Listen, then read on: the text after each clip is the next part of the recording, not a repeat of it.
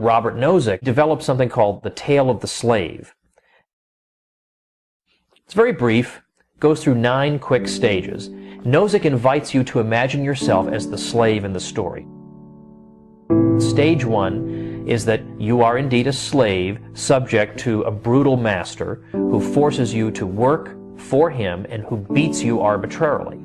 In the second stage, the master lightens up a bit, and he beats you only for breaking the rules, and he even grants you some free time. In the third stage, we add the additional dimension that you are one of a group of slaves subject to this master.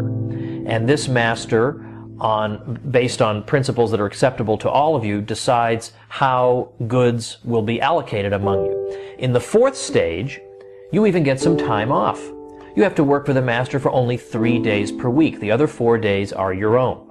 In stage 5, you even get to work wherever you want, but you have to remit to the master 3/7 of your wages to correspond to the 3 days out of 7 that you once worked for him. He also retains the right to recall you into service in emergencies and to increase at any time the fraction of your wages to which he lays claim. Then, in stage 6, everyone, all let's say 10,000 slaves, except you, are granted the right to vote. So they get to decide what is allowed and what is not allowed. They get to decide what fraction of your wages will be taken away and what outlets the money will be spent on.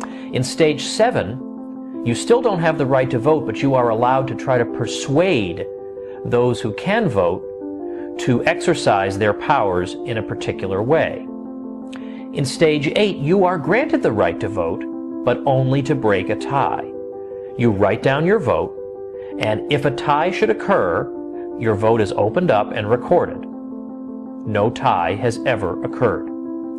Finally, in stage 9, you are fully granted the right to vote.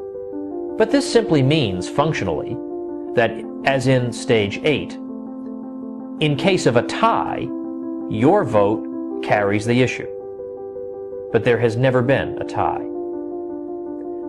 Nozick's question is this: at what stage between 1 and 9 did this become something other than the tale of a slave? That's the kind of mind-blowing question that makes you rethink everything you've been taught about taxation and society, government. It's the kind of thing that makes you skeptical of government propaganda from that moment on. And that's precisely why Nozick's question is never asked.